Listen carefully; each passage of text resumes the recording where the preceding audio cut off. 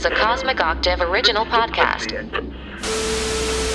Me and Jake running down the street with a handful of comic books, kicking ass and banging chicks and drinking booze No, not and me. smoking Not weed. me. I'm married. Yeah, well, I'm married. Jake. Can't do that. Yeah. Off panel, off topic with Jake and Tyler. Welcome back, everybody. Welcome back. Where were we? Well, I'm saying welcome back after last week. Oh. I said almost every episode. Where were you, people? Man, the first What do you recording, mean, we just you nailed people? this intro. Now we're really just... I'm Jake. Tyler, that's Jake. No! I'm Tyler. Start over. Boop. Welcome to Off. All right, episode 124 of Off Panel Off Topic. I'm Jake. He's I'm Tyler. I can't You believe... gotta wait for me, man. Oh. Son of a... You do it. Episode 124 of Off Panel Off Topic. I'm Jake. That's Tyler. Penis. Oh, God. I couldn't help myself.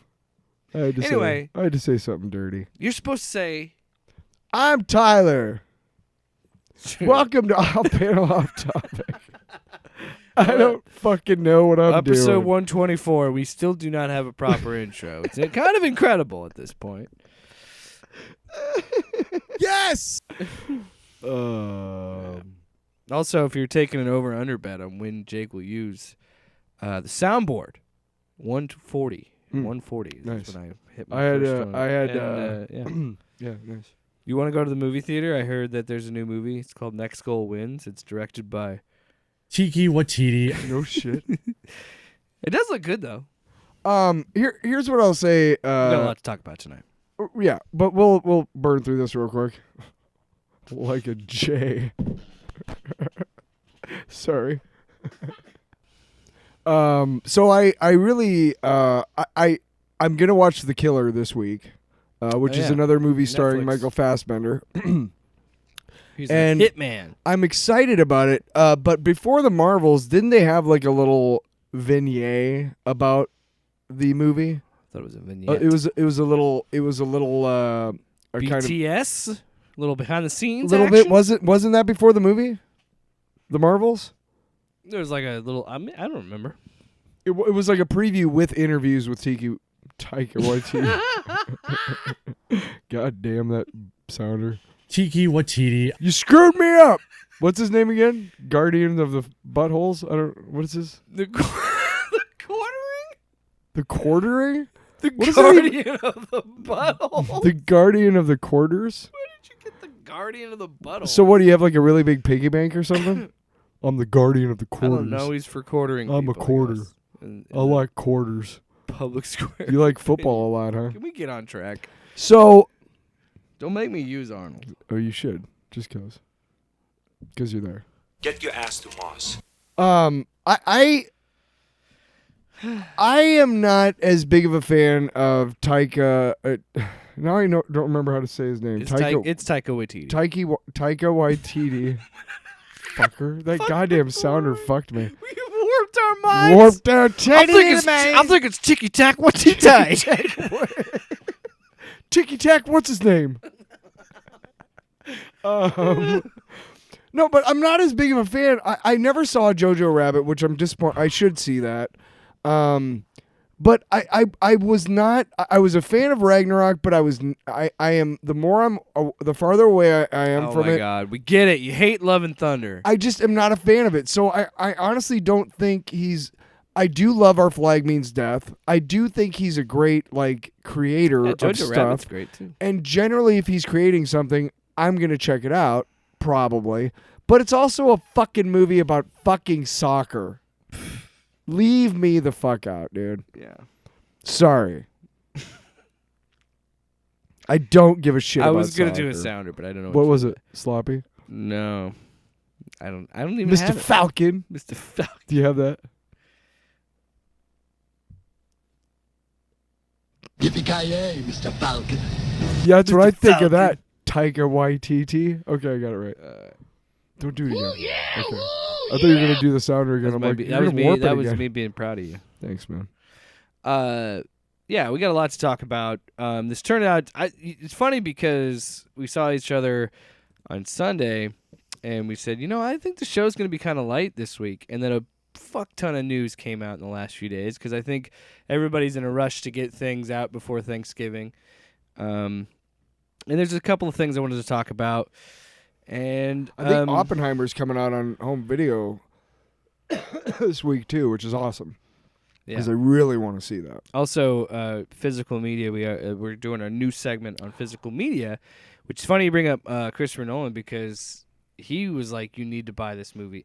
He's very pro physical media because, and I think a lot of creators are going to start being like that now. I think a lot of directors and writers are going to be like, "No, buy this as a physical version because I don't know when the fuck this is going to get taken off HBO Max."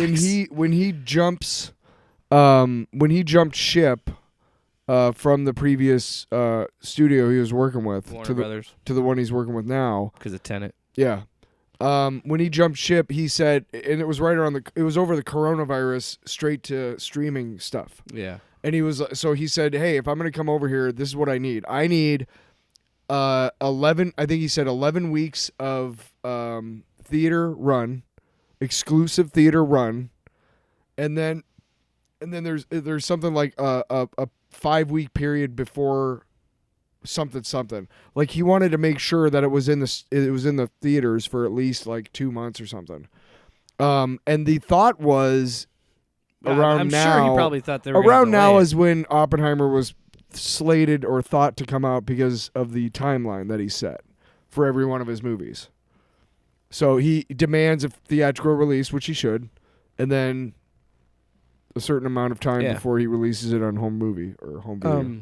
But anyway, that I keep going. I'm excited to see that. I want to see it.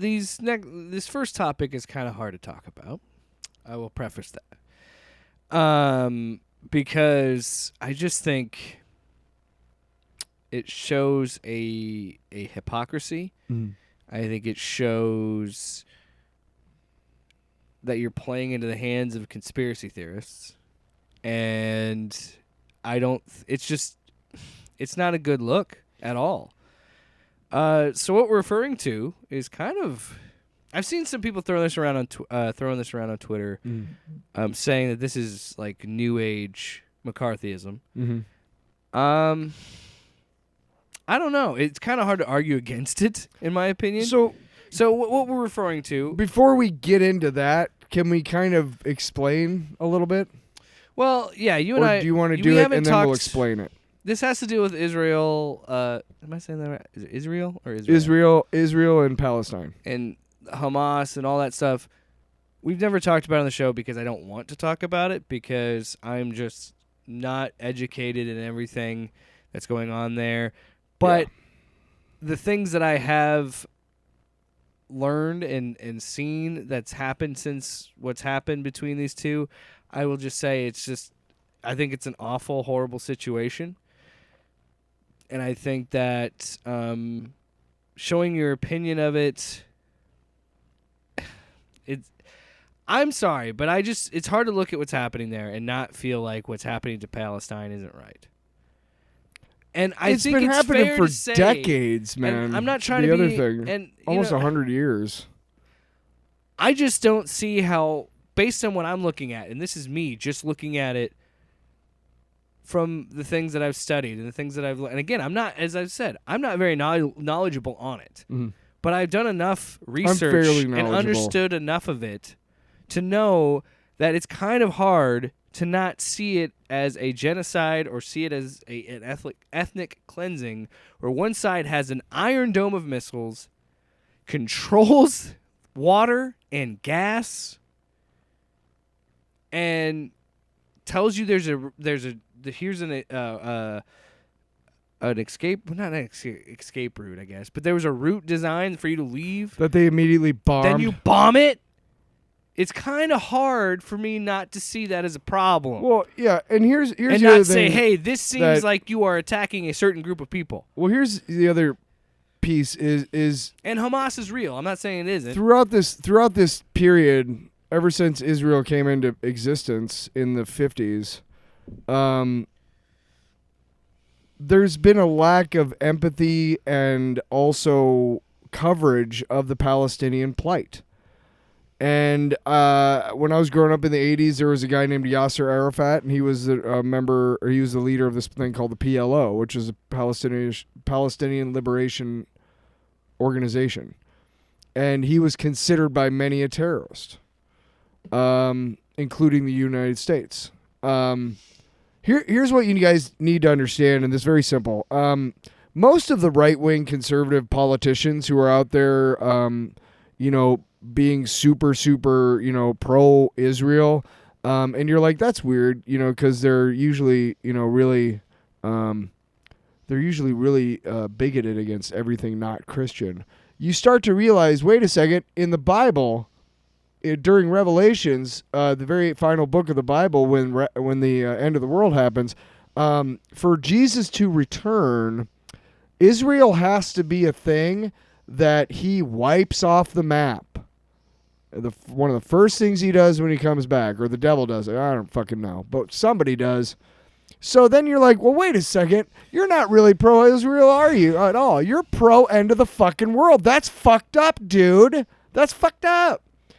Anyway, you have one group of people who has rocks and sticks. Yes. And you have the other one who has tanks and missiles and fucking machine guns and body armor. And all I gotta say, we're dude, getting too in the weeds. I'm just saying that is why I feel the way I do, because when you break it down like that and you realize that Israel was created out of the Holocaust, and you look at what Israel's doing to the Palestinians, and you realize that's what was trying to be done to you guys. And that's what makes me angry about Israeli foreign policy. I wish nothing but the best for all citizens of both countries. Because the politicians who aren't fighting the wars are the ones who are ordering these deaths. So fuck Netanyahu, okay? And fuck Hamas. Hamas? Yes, Hamas. Stop bombing the fucking regular people. Sorry, that's it. It's complicated. It's exhausting That's to where I'm talk at. about, and I thought it was important to get that in front and kind of tell you where we're at. We both have talked about this, and I said it earlier, off the air, was like, I think we can live in a world where I say I don't agree with what Israel is doing. Yes. I think what they are doing, and you can call it it's hard not to call it a genocide. And it's hard not to look at it as a genocide. It really is. And, yeah, like what you're saying. You have people on Twitter referring to Palestinians as rats. Yeah, it's fucked up. Which is what... But my point is this. It's all fucked up. Yes. And fair. Like you said, it's this bullshit where when you break it down, it's insane that humans fight over things like land.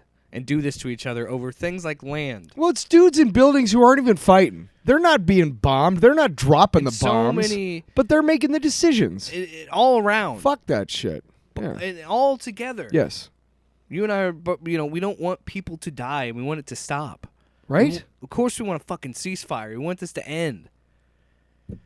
But that being said, that preamble, what we're here to talk about is Melissa Barrera, I believe. What we mean by this McCarthyism, she was the biggest story as we were recording here on Tuesday, November 21st. She was fired from Scream VII for pro-Palestine posts. Isn't she the one from Brooklyn Nine-Nine? I don't think so. But she's most known for Scream 5 and 6, and she. Well, I wouldn't fucking know her. I have not watched. I've never seen a Scream movie. Why the fuck would I care about Scream? Not her. Scream. I know. No, seriously. Hey, we're. Can you believe there's a new Scream movie? Fucking be still, my fucking beating heart, dude. Hold on. Is how I felt when that happened. So I mean, she made a myriad of posts, and by the way, what you said about Scream, I agree. Scream 7. No, I like Scream 5. Scream 6, it was okay. People love it. I was like, I don't know. But my excitement is gone. Point of order. What? Scream, the first one, was so groundbreaking and everything because don't it was need to go on a from Scream no, tangent. no. Point of order. Clive, what's his name? Clive Barker, who's the what? It's Wes Craven. Wes Craven, who's like, the god of like all horror movies and everything, rightly so, decided to take the horror genre and turn it on its head. Am I wrong? Isn't that what Am I wrong? No, is Yeah. that not the big draw of Scream? The first one was like, oh wow, I've never seen it, so I don't care. Yeah. But isn't that the thing? Now there's 7 of them. Guess what, dudes? You fucking became what you're. I mean, So how anyway, stupid. Sorry, they I claim hate Scream. is it Spyglass, I think. Spyglass, yeah. They said that they say that, quote, we have zero tolerance for anti-Semitism or the incitement of hate in any form, including false references to genocide, ethnic cleansing, Holocaust distortion, or anything that flagrantly crosses the line into hate speech. I've seen the posts, what could be the posts, and what some might consider be posts. Here's one of them. There was an Instagram story. I, too, come from a colonized country. And it has a flag. I don't know if she's I'm trying to see the flag here. I think that's the Mexican flag. I'm not sure if she's Mexican. I don't want to assume anything. But that's what it looks like. Palestine will, all caps, be free. They tried to bury us. They didn't know we were seeds. So that's one of her posts. Here's another one. That's not offensive to me. Here's another one. I've been actively looking for videos and information about the Palestinian side for the last 2 weeks or so, following accounts, etc. Why? Because Western media only shows the other side. And why do they do that? I will let you deduce for yourself. Usually the algorithm on social media gets the gist. Well, my Discover page on Instagram will only show me videos showing and talking about the Israeli side. Well, fucking supporting Censorship, Israel is almost big done. business. Almost done. Censorship is very real. Palestinians know this. They know the world has been trying to make them invisible for decades. Keep sharing. Again, I don't think that borders into hate speech. No. At all. Unless your company has a vested interest in fucking supporting Israel, which a lot of companies do in America. I'll let you guess why based on what I told you at the beginning of this segment. Seriously. Also, to add to this, the problem of this, the director of Scream VII, Christopher Landon, talked about Melissa being fired, and he said, "This is not my statement. Everything sucks. Stop yelling. This was not my decision to make." So once again, showing that it's coming from a studio instead of the director himself. And again, going through these posts, it's just none of them to me. All she was saying was that she feels that there's a genocide going on. And again, sticks and rocks versus missiles and tanks. And one side can shut off your power and gas whenever the fuck they how want is that to. fucking fair at all? Yes. Like even close to anything being, and how the fuck you could support that? And what? And by the way, I just want to just point this out. What point do you want to send Hollywood where you have this studio? And now, not all studios are the same, but they usually tend to be. Spyglass, what message do you send by doing this to Melissa, who again are not bad posts at all?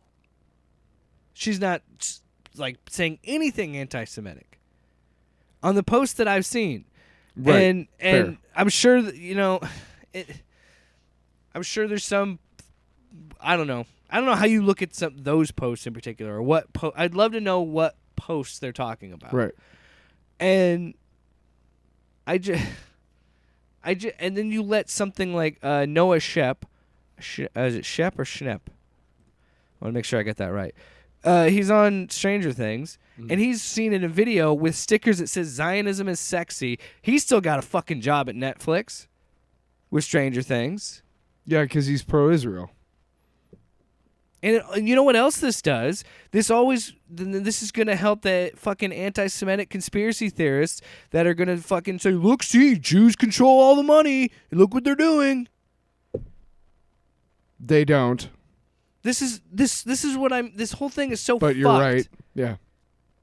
And if you're gonna play that game, how are you gonna seriously? And I know again, Netflix and Spyglass are two different companies. They operate separately. But they don't. You're gonna tell me they don't talk to each other? They're And these both companies, corporations. yeah. There's aren't agreements between these companies and chats because guess what? They license shows on Netflix. I mean, it's very clear that they're and put their movies on Netflix. It's very clear that it's one-sided. Okay, last night I saw a commercial during the Sunday night football game. I think it was last night. And it was a commercial, and it was like, hey, Jews account for like 2.4% of the U.S. population, but they're victims of hate crimes at like a 55% or something, the highest rate. Okay.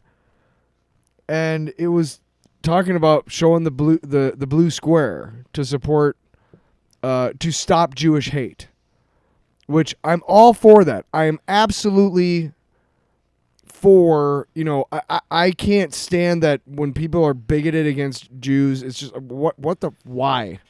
Where do you get it's been like throughout human history almost. They've always been just kind of shat on, and it's just like, what the fuck? I don't understand it, and it's not right.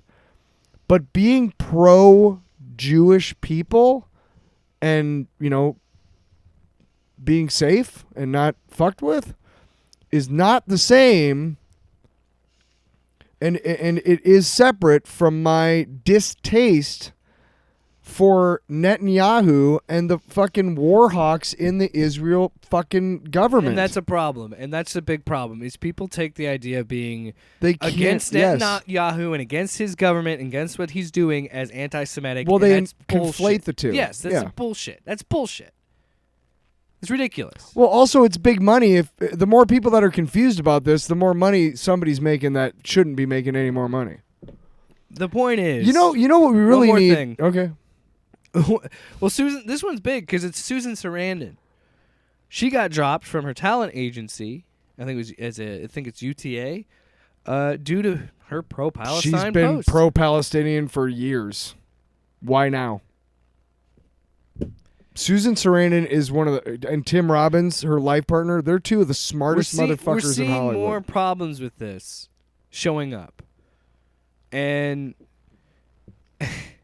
And then I think the crazy thing about this to me is like Melissa Barrera, what she said, and what Susan Sarandon said have been nowhere near as insane as what fucking Amy Schumer has said. Oh yeah, or what Sarah Silverman has said. You know what I mean? Like they still there was backlash to what they were doing and what they were saying. But they haven't had any projects they didn't get kicked out of projects because of the things they did. Yeah. I'm just saying, like, it's just a shitty situation because it's hurting people for needless reasons. They should not, like, this has been going on since what, World War II? Yeah. Well, because it just.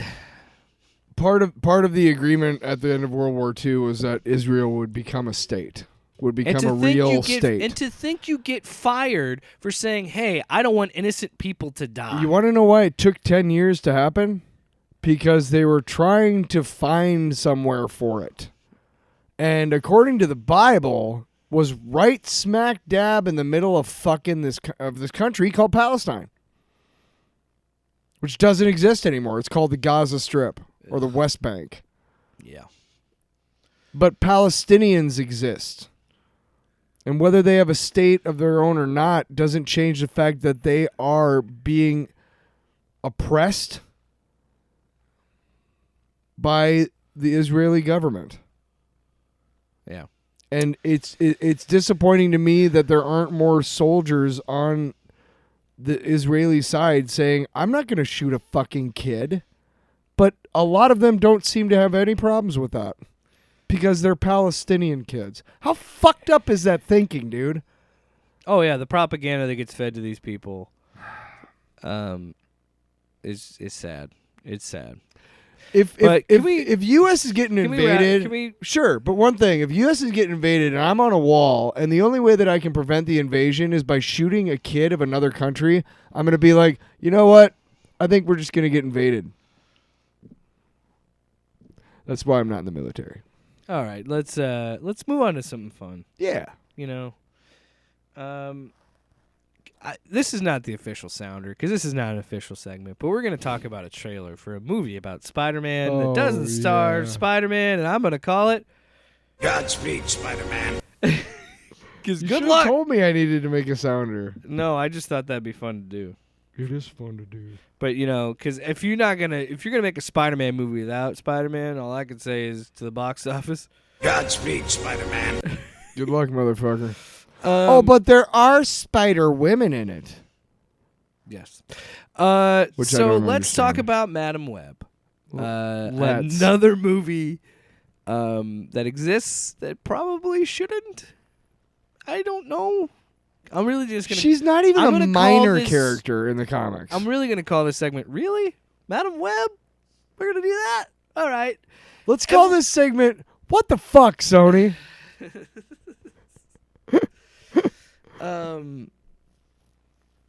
I don't even know how to describe this trailer because first of all, we get Dakota Yeah, Johnson. it doesn't make any sense. Who at all. I'm not particularly a fan of. She's pretty, but I don't think she's that great of an actress. I don't either. Then we have Sydney Sweeney as Julia Carpenter. Who is a Spider Woman? There's two Spider Women Yes, in this movie, and they show them and in their. Arachni. Yes, because- there's they show many instances of these women with their costumes on that look suspiciously like Spider-Man. Oh, and who are they fighting? Spider-Man? But it's not. It's Ezekiel. I don't know what the fuck that is. He's like Spider-Man. Huh? He's like he's if I remember correctly. Was it during the fucking stupid ass Clone Saga?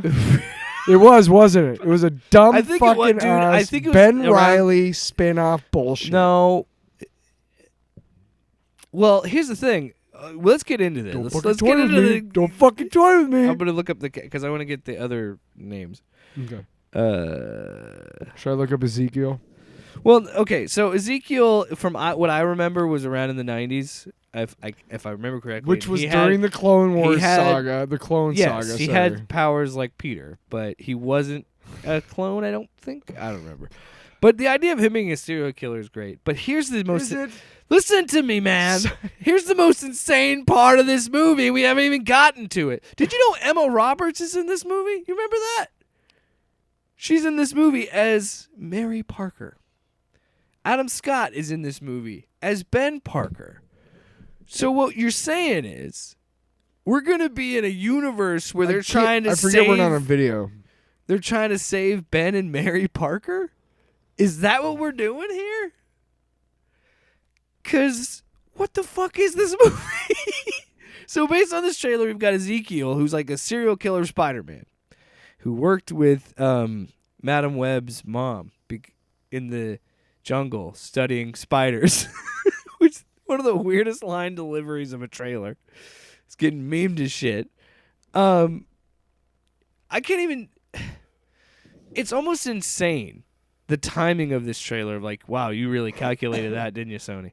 Well, Well, it's just funny because the Marvel stuff happens. It comes Right. out, all this stuff happens, and then it's almost like Sony's like, well, you didn't like that female-led You're gonna superhero hate movie. this. You're gonna fucking hate this shit. Because the Marvels seems like it actually, I don't know, had a plot and had things that made sense in the universe. I don't know what the fuck this Madam Web movie I read the Wikipedia synopsis and it said like, what did they call her?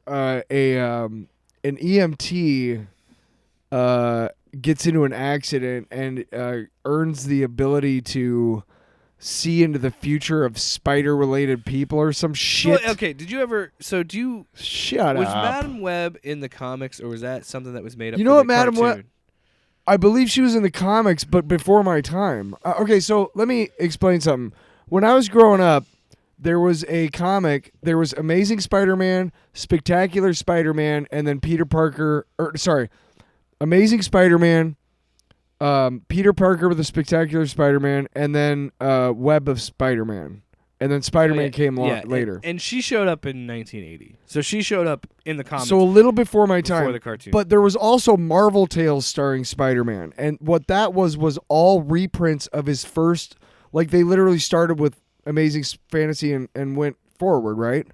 So I read like a lot of issues during that comic, like a decade afterwards. And for a long time, I thought they were new stories. Like they were contemporary stories. I didn't understand the idea of reprints or whatever. So I didn't really start reading comics for real until like probably we moved to I mean I did, but following them and shit until we moved to Iowa, really. Yeah. But I do remember there was this computer game called Quest. And it starred Spider-Man, the Hulk, and I can't remember. But it was this weird villain type dude. And Madam Web was a big part of the story. And she was this really old lady who sat in this web throne. But she also, like, her lower body was like a spider or something. So she wasn't like a human. Yeah, she's in the she cartoon, resurfaced during the Clone Saga, I think. In the cartoon, but I was done reading by then. She's in the chair, she spins the web of all the spider people, the totems. Right, and she's all like that an shit. oracle, pretty type much. Of person, And yeah. she's kind of she's like the Loki of the multiverse of spider people, pretty much. That's the best way I can describe her. Like she's holding all the spider timelines. I can't believe together. we're describing a movie made about this fucking minor fucking character. That's what kills me. Why does Sony keep doing it? Kraven the Hunter. It can be such. Honestly, in the last few years, I've seen different writers' takes on the character, and I think it's a character that's gotten better in the last few years. I mean, Kraven's Last Hunt's great, but I mean, like even current stuff. But has there's some, also the last Kraven. I mean, if you're trying to make a Sinister Six movie. Well, the Spider-Man 2 game, I loved his portrayal. I'm getting there. Yep. But his portrayal in that game is the Last Hunt, pretty much. Like they tell it in a different way. Yeah, you told me that. Yeah. But what I was trying to wrap up with that thought is like Kraven the Hunter is a compelling character in a Spider-Man story. Right. He's a great Spider-Man and villain. that trailer sucked ass too. Venom, those movies can work a little bit outside of Spider-Man, but Venom is still Spider-Man's thing. Like, Venom's name doesn't even make sense in his own movie because the name happened after it bonded with Eddie, saying, we are poisonous to Peter Parker. We are Venom. Yes. But, tangent. Venom is the only one, I think, that actually can work on its own because Morbius doesn't fucking work. I fell asleep 3 times trying to watch that movie just to do it for the show as a joke. Tried it, yeah. Where is it? What is it on? It was on Netflix. I don't know if it still is. But Morbid time. But this character in particular, what are you? You're doing fucking anything to keep that Spider-Man license. Yeah, and it's insane.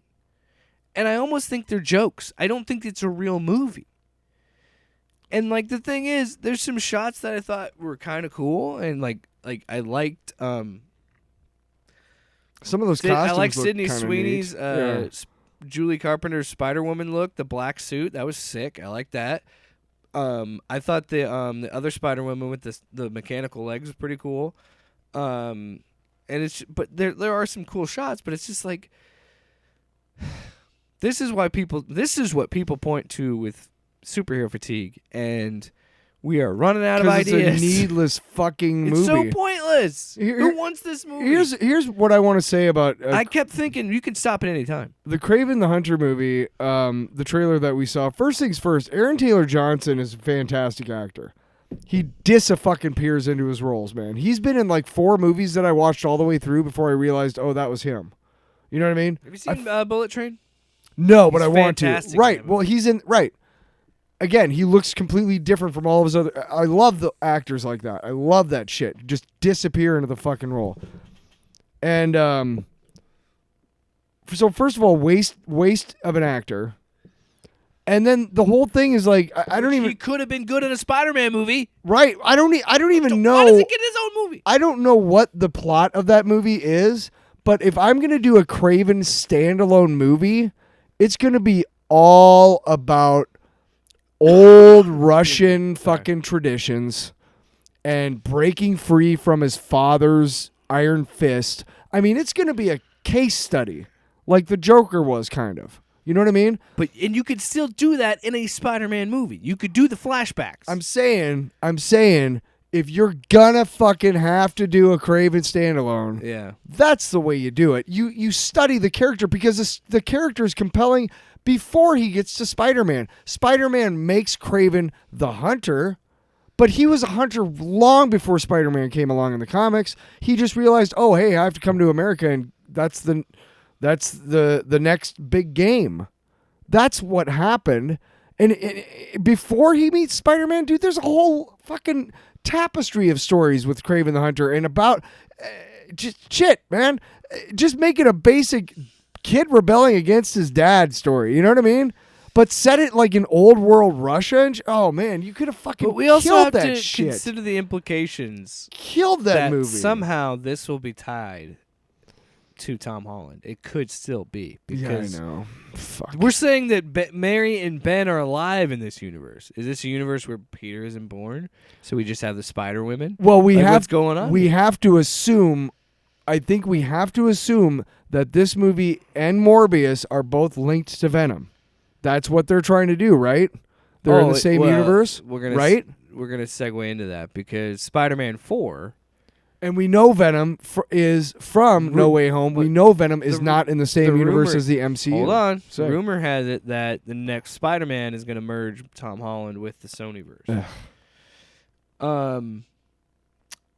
I cannot tell you I am not how little excited I am because you've demonstrated, Sony and Marvel Studios, that you have established that all Spider-Man movies exist. Why not talk to Andrew Garfield, see if he wants to come back, and have Venom fight him? Like I've been saying since No Way Home. Yeah. And like a lot of people online have been saying, Yeah. you can still just continue the Amazing Spider-Man. Yes. And just with your Sinister Six movie and shit. do that Sinister Six Yes. movie you wanted. Leave Tom Holland in the fucking MCU, dude. Leave him in the MCU. They're not gonna, I don't think this is ever gonna happen. You can have Tom Hardy flip over to the MCU every once in a while and shit. Not even. Or, if he left the little drop of shit in the MCU last time, somebody else could become Venom. Yeah. A different Eddie Brock. Who knows? Just saying. Point is, fucking Sony, knock it off. We don't want that. Yes. No. And honestly, dude, I bought them recently. I kind of want to go back because I did watch the behind the scenes stuff. And go back. I'm gonna go back and watch those Amazing Spider-Man movies and see if they were really as bad as I remember. Like the first one, it's okay. It's not bad. The but Lizard was pretty badass. the second one, I loved it first. Then I watched it again and I hated it. And now I'm like, maybe I'm being too harsh on it. I don't know. But Andrew It could be a lot like RoboCop 2. Remember? Yeah. The point is also this: Andrew Garfield was never the problem of those movies. So I'm all for seeing him back as Spider-Man. And he still looks he looks young, and you could also say that the Peter we saw, we don't know how long it's been. Maybe it's been a few, and that's the beauty of you open yourself up to this multiverse and be like, hey, we don't know how long it's been since Spider-Man for 2. basically an open book of like endless possibilities, you guys are really fucking boring. And you're gonna go with Madam fucking Web. Yeah. Endless possibilities. Tyler, focus. You could make a Spider-Man 2099 movie. Yes. You could make a Spider-Man noir movie. Oh. You could make a live-action Miles Morales movie. Oh. Sorry. Oh. Better make sure I say Spider-Man Miles Morales, otherwise you'll be like, see, you did it. Miles Morales is Miles Morales. I hate it. Wow. Sorry. Sorry about somebody driving in their car. That's usually me. I destroy their ears. Sorry. But also you know what their I mean. Speakers.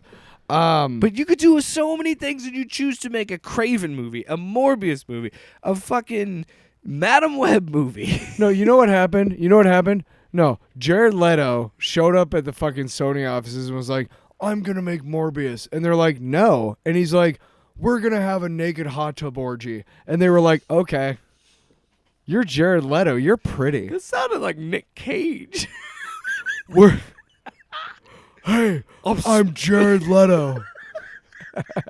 I'm Nick Cage. That's a drop right there, dude.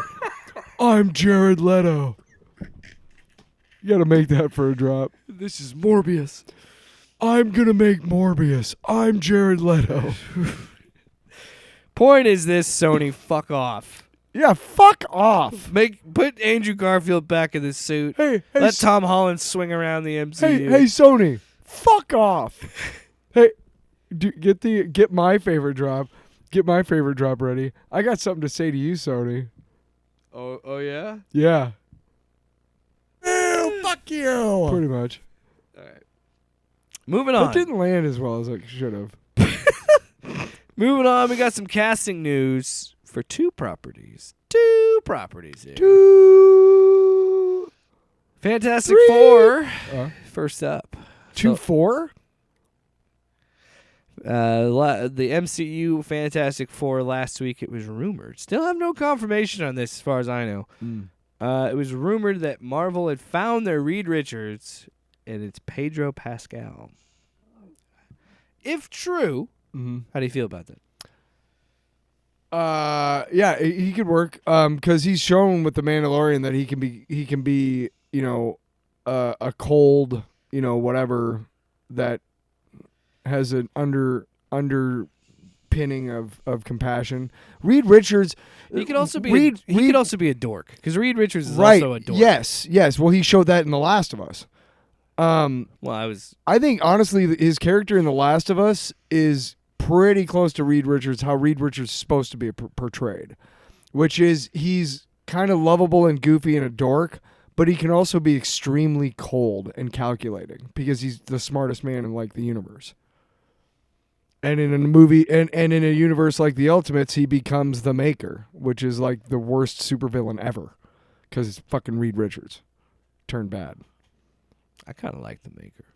I'm saying like that's the best villain ever. Yeah. Like the most powerful, most scary villain in all of the multiverse of the Marvel universe. Make the last dude though is Mr. Fantastic be the Maker. The what? Make the dude who played the Miles Teller? No, the one before that, the one in the 2000s. Oh, Iowan Griffud or whatever. Imagine him as the Maker. Ooh. See, I liked him. Council of Reeds. Make it possible. No, my personal take, I don't know how I feel about it. I don't know that it's the best choice. That's what I'm thinking too. I mean, like Pedro has amazing range. Right. He could. Can he? Yes. Yeah. Should he? I don't know. I really like the idea of Adam. See, this is the problem when you fucking buy into fan casting.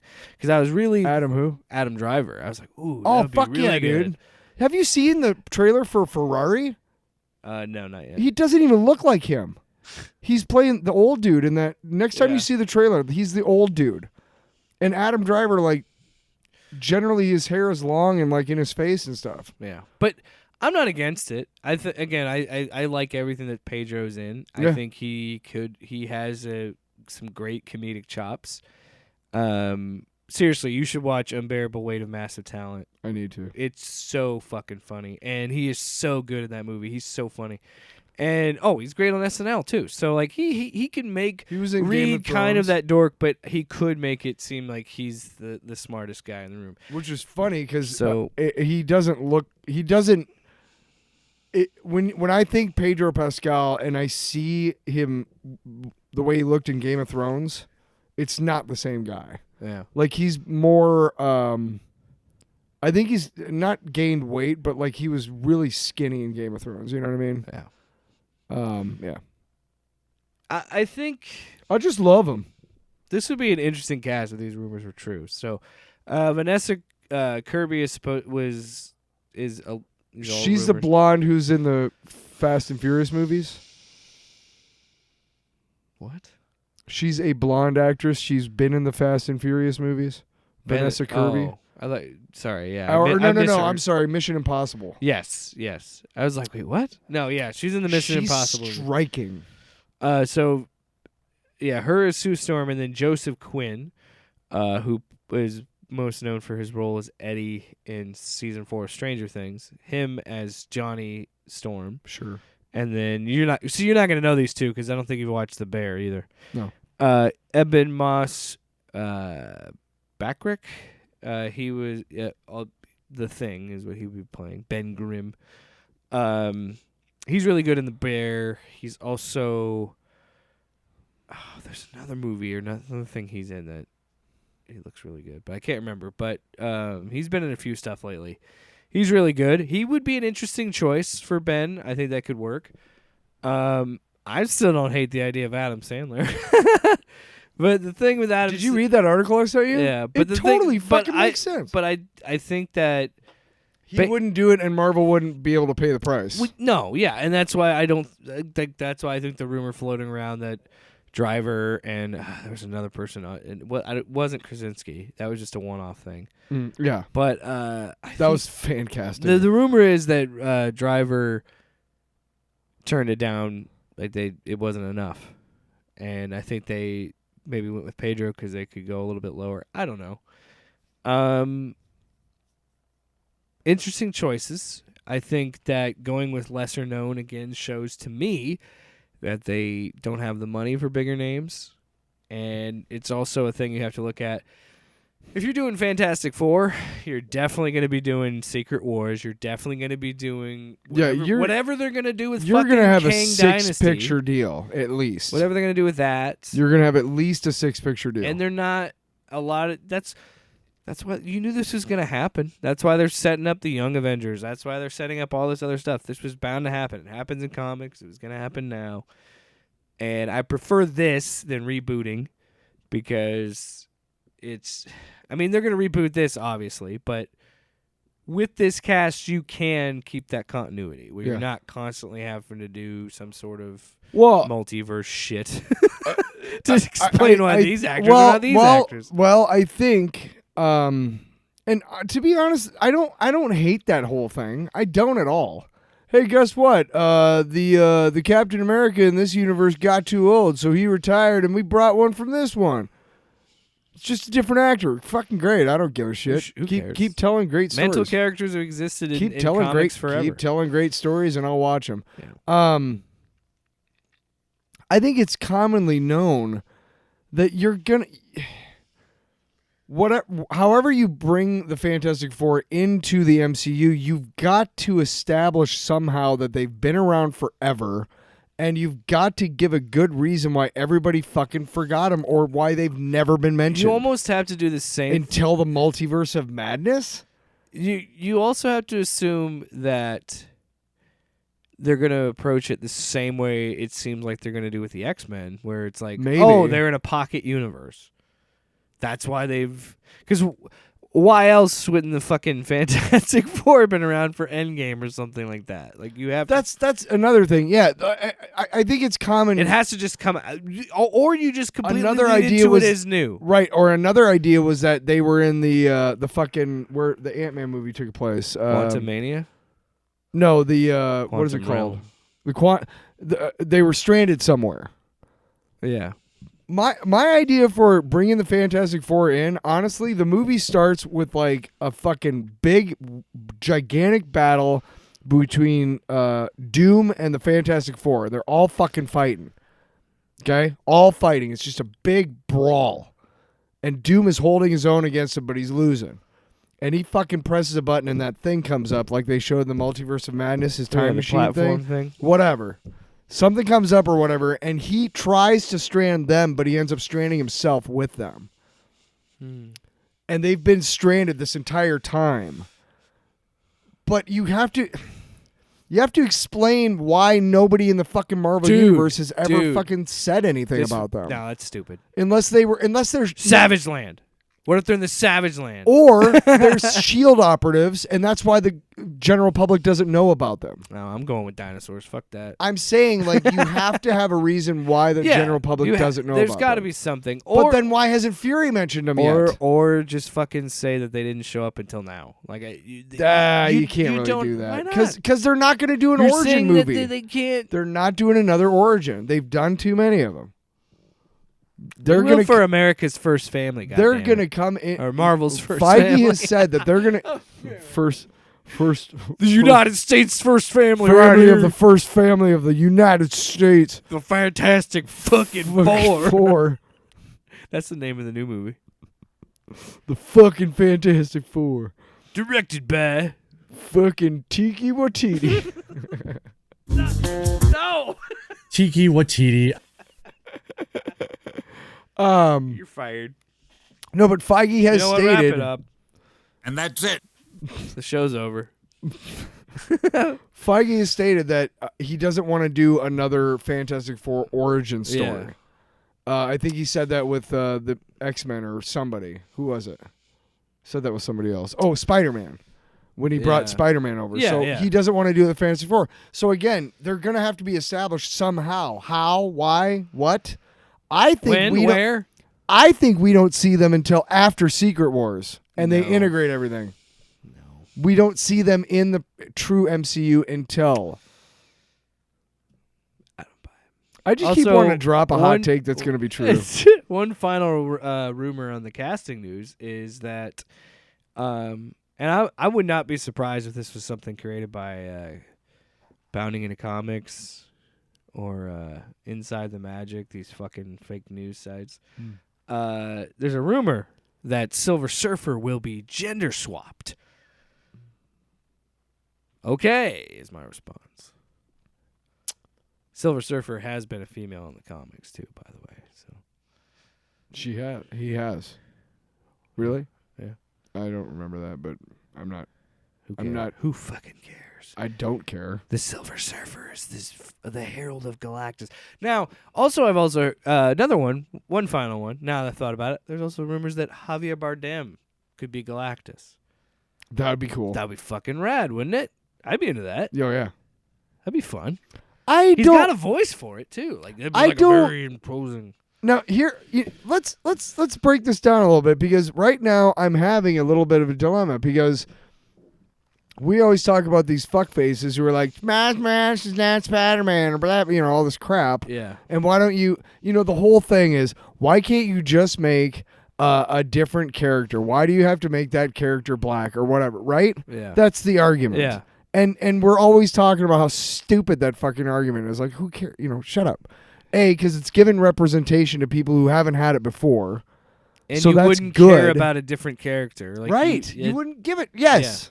So this raises the stakes. But let's talk about this because, to be honest, I was just about to be like, why would you make Silver Surfer a woman? What's the point of that? It doesn't make any sense. Why not just, I was going to say, why not just make it Nova, which was another character in the comics named Frankie Ray, Yeah. who was actually tied to I've seen people say that. Why not make it Nova? Then? Right. But don't I sound like the asshole? Don't I sound like Don't those you want to see some assholes silver titties? who are saying, I do. Score. Listen, in the comics. All right. Don't I sound like the same asshole who's just why don't they just make it Miles Morales I've had a those different problems Spider? too. Yeah. So I'll say this because I want to be consistent. While I would prefer Norrin Rad be the Silver Surfer, I also don't have any problem with, say, Shalabal being a dude, or Silver Surfer is a girl, but so is Shalabal. Lesbians. Whoa. You know what that's just Sloppy. and woke. Woke as a joke. See, I would watch that. You go woke, you go broke, then you're a joke. And you're Disney. Speaking Anyway. of that, this is kind of a segue, but do you know how fucking long that goddamn DeSantis bus was parked down the street from me? from where I live. There's a Holiday Inn right off of 235. So you just stared at it all night? No, You fucking bastard! No, I can't see it across the interstate. But when I would drive that way, which I Yeah. did frequently, I would always see it. And I'm like, who the fuck said we wanted you here? All right, moving on to the next bit of casting news. Never back down. Superman Legacy. We got some new news. New casting news. First one I want to get out of the way. Get out of the way, then. Here's the problem, because I went from being like, hell yes, great decision. I was like, Yes! because Skylar Gizondo, I believe that is. Again, if I butcher these names, I apologize. He was you probably know him from, he was Gideon in The Righteous Gemstones. He was also in the Vacation reboot. Included diet. Like he's the perfect choice for Jimmy Olsen. Like nailed it. A1 casting. I went from Yes! to Ew, fuck you! when I found out that he had liked the post Noah Shep, the kid from Stranger Things, where Zionism is sexy. So I was like, God damn it! Just when I thought we had a perfect moment for this movie, because the casting news continues to be great. Nicholas Hoult is Lex Luthor. Really? Yeah. You know, I'll say this. I'm excited about Holt Holt. He's good. surprises me. Have you watched The Menu yet? No, but He's great in that. He surprises me with how. I think I always underestimate him as an actor, and he surprises me every time. So I'm cool with that. Yeah, I think he'll be great. And somebody shared this, and look, I like Jesse Eisenberg, but his Lex was not Lex Luthor. No, I'll say this. It was an interesting take on the character, and I'm not mad that he made the decision. It just didn't land. It didn't work. And But- you're right. I applaud them for trying something new. I applaud him for trying something new. But to go from that Because to don't give any credit to Zack fucking to go- Rebel Moon Snyder. to go from that to Nicholas Hoult, I think is an upgrade. Yeah. So that's pretty. You know what really sucks? You know who, like, besides Gene Hackman, who was the best. I'm not fucking wearing a bald cap. Who was That's the terrible. best That's not even close to Gene Hackman. fucking Lex Luthor.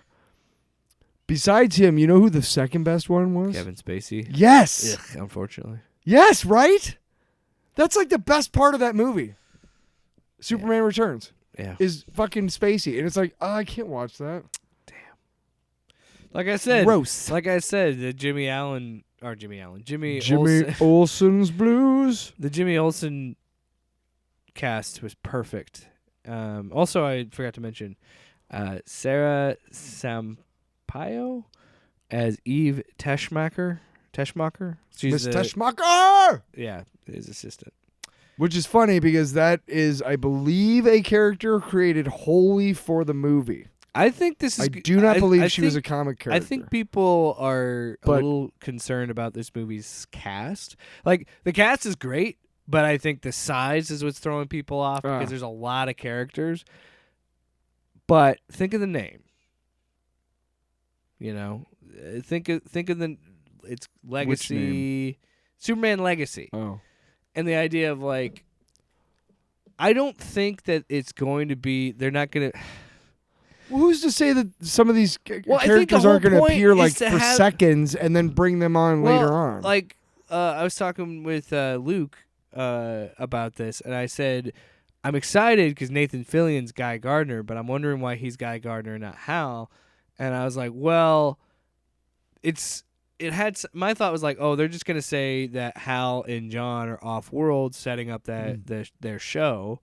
And then do like, okay, we're gonna play with the name of Legacy and talk about these mantle characters, and be like, oh, it's Superman's hanging out with kind of like the B team Justice League. Well, like Diana's off doing her shit, and all this other stuff's happening. Oh, here's Guy and I think Mr. Terrific, I think was the other one. Yeah, I remember. Yeah. And Hot Girl's gonna be in it. Hot Girl? Hawk Girl, sorry.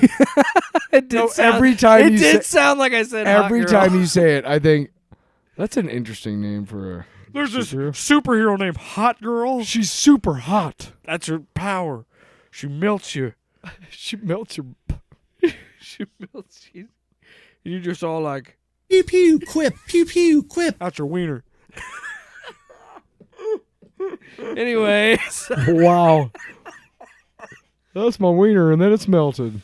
Tyler, it's Tyler. Tyler. Let's go to our second to last segment. Really? This is gonna be a long episode. Jesus. God had nothing to do with it. This we're going back into the Griftaverse, everybody. Griftaverse, going back into it. We're going into the Griftaverse. I can't think of anything that's worse. Whoa.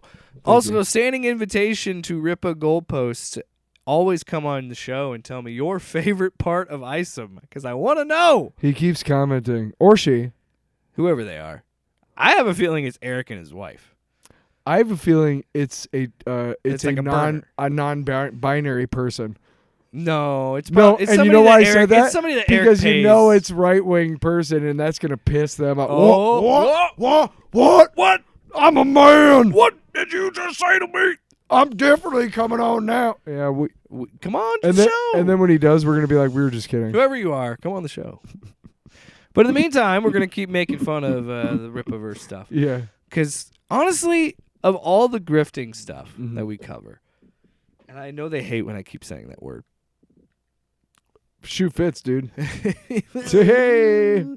The Ripaverse has by far been the most captivating lately because I'd always kind of known about it since he announced it, but I never...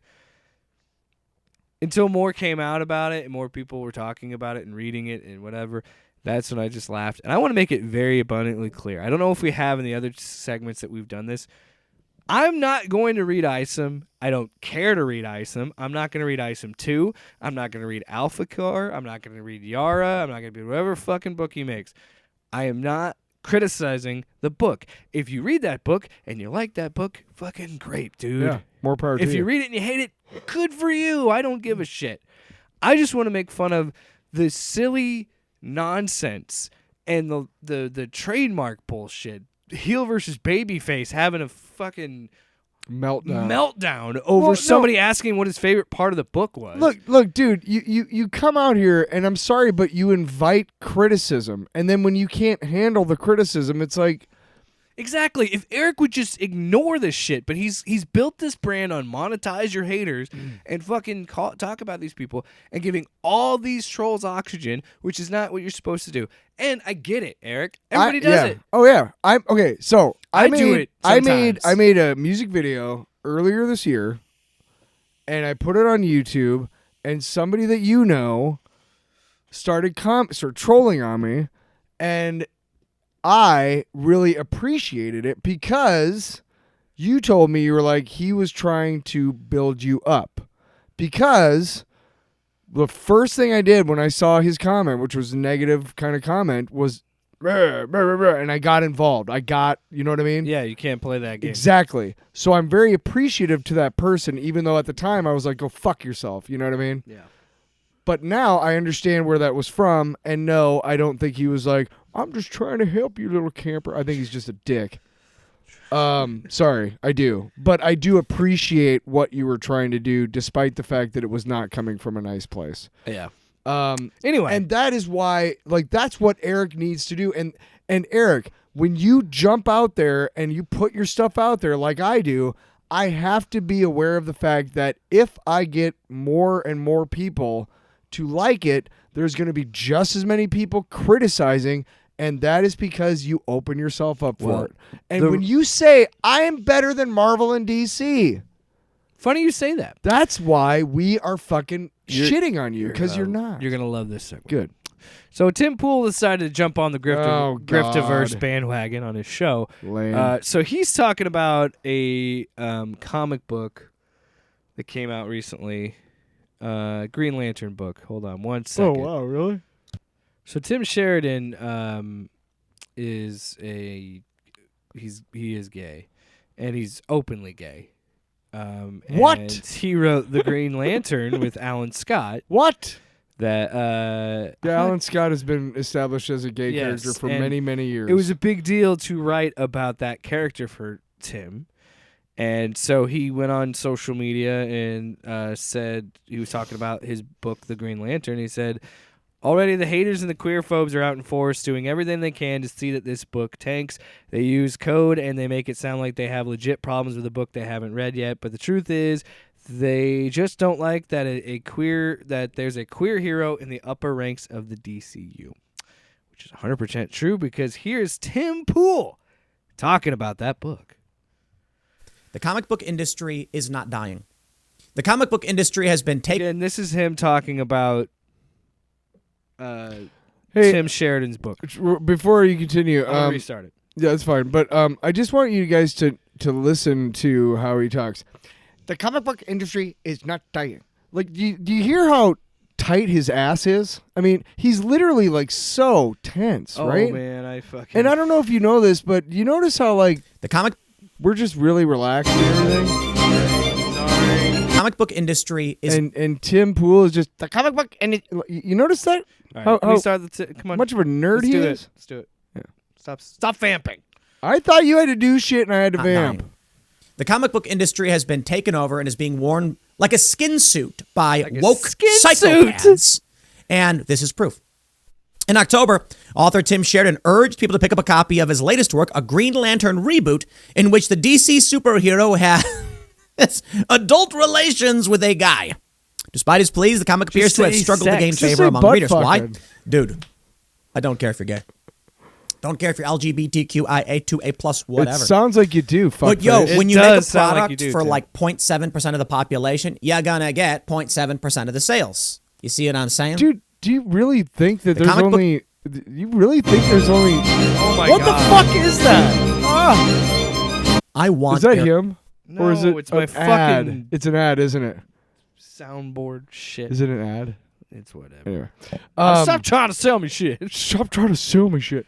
Dude, do you really think that there's 0.7% of all humans are gay? Like that little? Dude, I guarantee you some of the people you have on staff are gay. They don't tell you that because they know if they did, you'd be a merciless fucking douchebag. Yeah. By the way, you know what? Interesting bit of trivia. If you go to Google and you start typing in Tim Pool, one of the first things that comes up is Tim Pool is an asshole. No shit. Try it. Yeah. All right, so here's Tim talking about what he His really bigotry? He really wants Eric July in the Rippaverse to be bigger than the Marvel and DC. Just listen to this, beautiful. I want Eric July to be a millionaire. I want him to be rich. I thought he want was. him to pull up in a Model S plaid at a comic book convention, get out wearing the finest suit, and hand one of his comic books to an excited kid who says, I want to be like him when I grow up. Yeah. I want Eric July to be Can you greater pause it? than Stan Lee and Jack Kirby. Also, I have to say this. No, you missed the best part. Sorry. No, that Stanley Jack. No, I'm saying he wouldn't hand it to any kid because he'd be like, "Where's my $100?" Okay, Continue. So Tim wants Eric July to be bigger than Stan Lee and Jack Kirby. And all of these other comic book creators. I want him to stand up and say, we know what makes comic books good. We know what inspired us as kids, and they've abandoned us, and we're taking over. Oh, And each and every person, Taking over they because abandoned you like your dad did. Is that why you're such a bigoted fuck? So by the way, the skin suit Yeah, creepy. that is being fuck. that's being worn by these woke psychopaths, i.e., a gay person writing about a gay character. Yeah, Tim. what the fuck, man?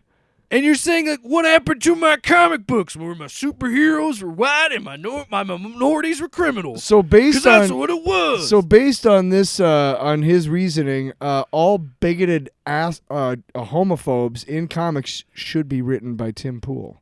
I guess. Yeah. who 'Cause is he knows involved what in he's this. talking And I don't want to just single him out. I'm just saying, his success is so inspirational. I want What success? every one of these people at DC and Marvel and any other of these companies to look at him and wish they were doing what he was doing. Never. I want every kid Ever. Never happened. who is looking for new superheroes to think, this is cool. They won't buy Green Lantern, and that's sad because we love Green Lantern. We love all these characters that they're destroying. Unless they're gay, Tim. We Exactly. heard the part. Also, can I just tell you? Final 6 seconds. Okay. But you know what? If they're going to destroy them and they're going to sell out, then let kids look up to this. So yeah, he wants kids to look up. And again, if it were anybody else, fine, great. But because it's Eric July, a fucking asshole, Who is a bigoted fuck? someone you absolutely do not want kids looking up to, No. who handles people who disagree with him or don't like his things By threatening them. by threatening them With physical attacking violence. Yeah. them. Not He's a fucking bully. He doesn't. He just says pull up, and then somebody pulled up on him and left some money on his door, and he called the cops like a little bitch. Yeah. So I mean, Whoa. hey. What did we say earlier? If the shoe fits, man. Also, So I'm let me- just saying. Well, yeah, but he has this tough persona. Like, Right. look at me, dude. I'm a fucking shithouse. I'll beat up anybody. Great. That's fucking. I don't know why he's Hulk That's Hogan. what dumb people do. Sorry, I'm getting worked up. No, because fuck this guy. And here's the other thing, Tim. And fuck people like Tim Dude, Pool. Tim, here's the other thing too. You are sitting there thinking that there's all these kids who are as bigoted and hateful filled as you are, and what you don't understand and you don't remember because you're just a fucking shell of your former self with all the hate that you have is that kids aren't full of hate, man.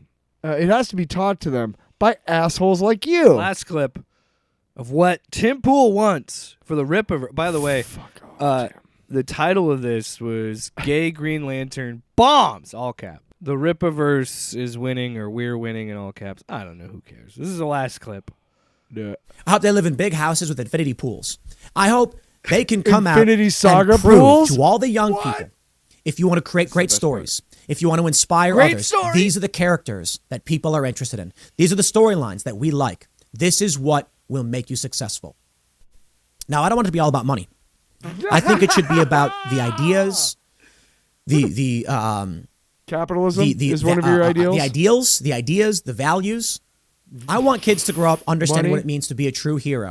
So, again, Tim, you could pick a much better role model for kids than Eric July. And then also, Gary Busey would be a better role model for kids than Eric July.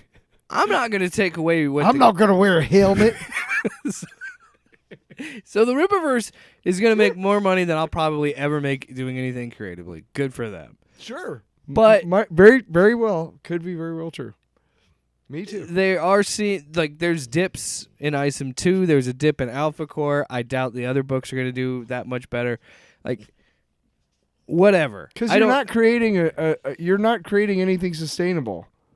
Again, I have no interest in reviewing the book. But from what I have seen of the book, I'm like, yeah, I'm not going to read this book. Every book that you do is like, well, what do I want to do now? Plus, I can't not... You should have an outline for like the first 10 issues, you know? Like, and again, I don't mind that you don't know what your main character's powers are, I guess. Yeah, I don't know. But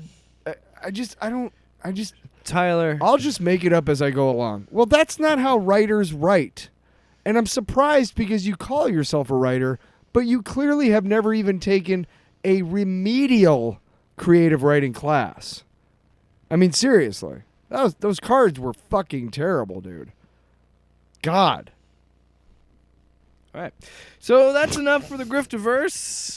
Because I'm like, I don't know how to follow that. But let's go to our new segment, Collector's Edition. Ooh.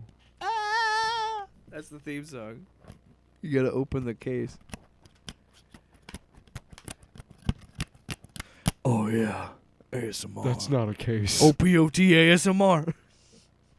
Sound like a robot. I think you spelled oral and anal. Okay, so we're doing another video segment this week. It's called Collector's Edition. what do we call it? It's Collector's Edition. Hey, check this shit out. It's that what we're adult show and tell is what it really is. And it's called, hey, check Where's your this shit item? out. It's right here. So, By the way, if you're listening on the podcast, we love you. sorry. Find a fucking exit. Turn on YouTube like a man. Okay. All right, so this segment So- is basically Physical media. It's our love for physical media, the memories that come with it, the media itself, all sorts of fun stuff. Collector's items, all sorts of, But yes, yeah. all that fun jazz. And or just, stuff that we really love.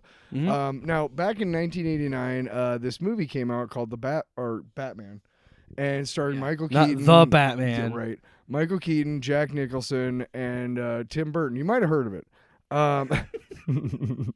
Anyway, my brother was like huge into this movie, and there was a movie theater downtown, and the only way you could get from our house in Coralville to downtown was about a 20-minute ride on the interstate, and then, you know what I mean? So my brother made T-shirts for like me and him and like his 3 best friends. We got tickets. We sat outside. I mean, we did the whole thing, right? You didn't even have Twitter or the internet. No. Or any of it. And by the way, it was palpable how much people hated the idea of Michael Keaton doing this. And proved him wrong. People obviously. hated Heath Ledger's Joker. Well, dude, everybody knew Michael Keaton at that point as Mr. Mom. He was not you know what I mean? True. I mean, he had done some dramatic roles. Anyway, what are we talking about today, just hang Tyler? on. We get down to the thing, and I don't have my glasses because I don't wear them full time, but I need them to watch the movie. We get down to the theater. We're sitting in line, and I go to my brother and I say, I forgot my glasses. And he goes, are you fucking serious? And I'm like, yes. And he's like, you seriously want me to take you home and get your glasses now? 10 minutes before the movie's, whatever, right? And I'm just like, yes, I'm so sorry. And I totally almost ruined that for him, but we got back in time. Anyway, one of the craziest things about that movie is the soundtrack by Prince. Oh, yeah. Now, this thing is it's a movie can, if you can kind of see it embossed with the Batman symbol on it. Black on black, so it might be hard to see. Right. It's if we put it close enough with the lights, should be able to kind of see. Yeah, you can see it. There I think so, yeah. Cool. Anyway. So it's the original soundtrack, and it's like the first edition. So it's got the CD in it. But here's something really cool. It's got little pictures from the movie inside of it, and then it's got all lyrics, right? But here's the coolest thing. Okay, so for instance, the first song is called "The Future," right? Mm-hmm. Think about the future. Lead vocal by Batman. Electric Chair, lead vocal by Joker. Nice. The Arms of Orion, duet by Vicky Vale and Bruce Wayne. This is fucking groundbreaking and forward-thinking and absolutely batshit insane of Prince to do this. I mean, obviously it's Prince singing. Yeah. Not any of these other guys.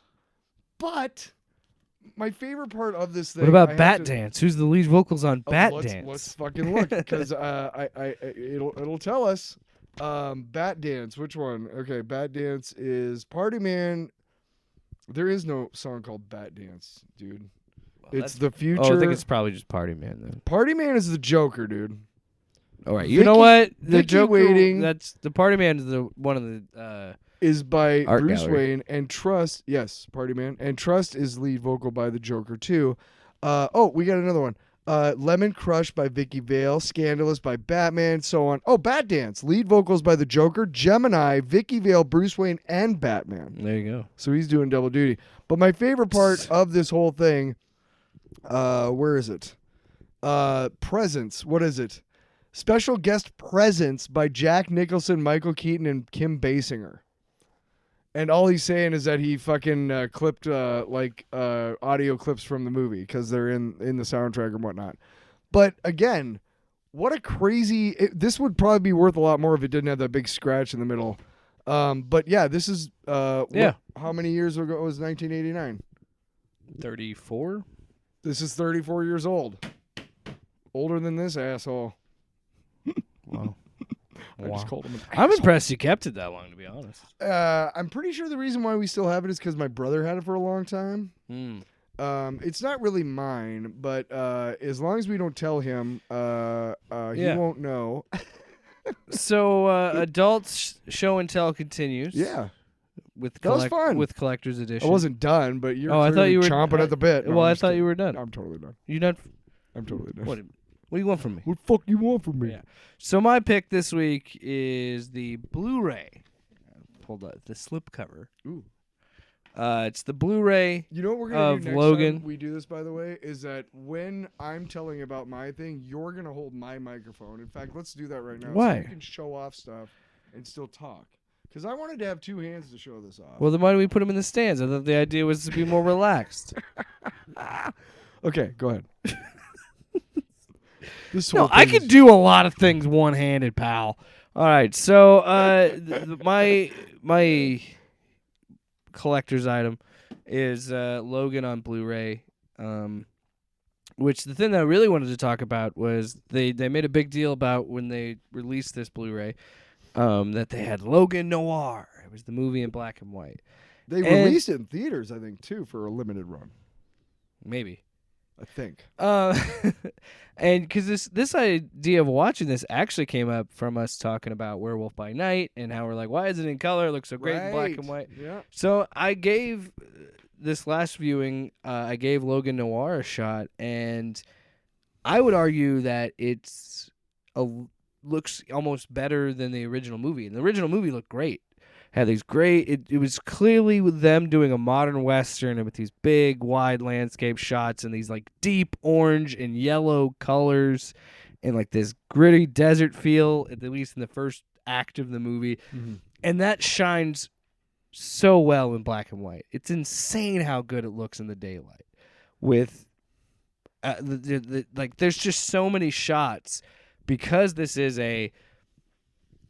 let's be honest, because it is like a noir story. It's a more adult story. It's a road story, but it's also very much like this noir feel of, even without the black and white, there is that feel to it. And then adding that, there's just so many great shots that already looked great in the movie, but look almost even better in black and white. It's crazy how just taking away that color makes that change and makes it even more impactful. Yeah. I think it the picture still looks great on Blu-ray. I think that it adds so much to this movie, and just rewatching it, I was like, man, this is so good. Because I remember coming out of the theater and thinking like, that was incredible. That was so much better than what I could imagine. And I truly, to this day, think it's probably one of the best comic book adaptations. It's probably top 2 or 3 X-Men movies. And what makes it Wouldn't you so say? good is it takes a theme or an idea that you think is familiar with Old Man Logan, but it's not. It's not at all. It's not at all that story. You could not film Old Man Logan, I don't think. Well, they didn't have the rights to those characters, and they address. Well, there's also the fact that Bruce. Yeah, we're not getting into that. We're not getting into that. But like, we don't want to. Ew. Well, and funny enough, on this Blu-ray, there's also a almost feature-length documentary making of Logan, and it is kind of great because it is like Hugh Jackman talking about the end of this story for him, and then Patrick. Well, at least so we thought. The end for Patrick Stewart and how all they did all that, and I don't think that Deadpool or Patrick Stewart showing up in Multiverse of Madness takes away from this at all. I still think these having that and going back and watching it, it's still an amazing movie. It's still amazing performances. To me, I don't even look at the character in Multiverse of Madness as the same character from the X-Men movies. I look at him as a live-action representation of the Professor X from the cartoon. Honestly. Yeah. And so, that's the yellow chair and. Anyway, we're getting off topic. So no shit. I think are we also off panel? That's another thing that I add to having these Blu-rays and having these physical media, and why it's important to have these, because we have things like this and you get insight into these movies. And I have always had a passion for understanding and seeing how these movies are made. Oh yeah. And so this whole experience was so surprising for me, of just how much just kind of enriched my love for movies. And I think it's because of hearing them talk about it and seeing what James Mangold did with the Wolverine in this, and hearing him talk about this story makes me really excited for Star Wars. especially if he's doing like a biblical like sword and sandals movie. But yeah, off topic. Off panel. It's still, again, to me, is one of the best. It's the best X-Men movie. You could argue that number 2 is pretty. No, that's not fair. You're right. It's not. It's not. It's really good one. It's not the best X-Men movie. First Class is pretty. But it's a great job. Shut up. What makes it so good is the fact that it is a character-driven story. Yeah.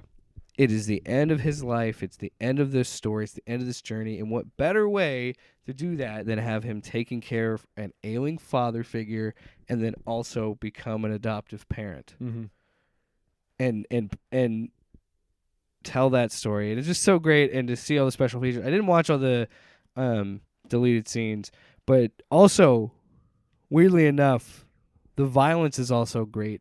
Like, great. That's a weird phrasing. But the violence still looks like visceral and gruesome in black and white. That doesn't dampen it. But man, I forgot just how hardcore they went with this movie. Yeah. And I'm excited for what he does in Deadpool. So yeah. Oh, yeah. Logan, big recommend if you can get it. And by the way, that's the beauty of this. You hunt for these bad boys, you could probably get this super cheap at a local used. We have a place in town called JCD and Hobby. You probably have some place like that in where you live, so go check it out. Yeah. couple Support local businesses. Couple things that you brought up. Again, I had never actually thought about the character in Multiverse of Madness as anything but a separate character, if that makes sense, until you brought that up. You know what I mean? Yeah. Like, are they the same character? They're technically, but eh. And then one thing I wanted to get along with that was the first 3 seasons of Barry, one of my favorite shows. At the end of every episode, the creator and Bill Hader, they sit down for like, I don't know, a minute and a half, and they break down a couple of, 1 or 2 things from that episode. Yeah. And it's so fucking cool to get that extra insight. I do it with a lot of HBO shows. Yeah, so I mean, I'm a huge fan of like anything that's like, hey, this is how we made it. Support local businesses. Whatever. Buy physical media. Because you know what? The streaming services are going to take them away anyway. And it's as much as fucking cable now. You know that. Come on. Save some money. Should we do our long box on this too? No. Let's not do a long box this week. Tyler, I think it's time to hit the dusty trail. Time to hit the dusty trail. That was a fun segment. I want to do that more. I like that. Yeah, we'll do some more stuff. I have a couple of 5 or 6 things that I could bust out and like check it out. I hope you're talking about. You know what I mean. You know. Did Tyler just say he has 5 wieners? Thanks so much for listening. Got heavy at points, but we brought it back to fun. We'll see you next week. I love how you just walked right past the whole Tyler has 5 wieners thing. I mean, what else am I supposed to say to that? You could Put yourself in my shoes. You could have cut the show right there. That's where I would cut it. Tyler's got 5 wieners. Off panel, off topic with Jake and Tyler.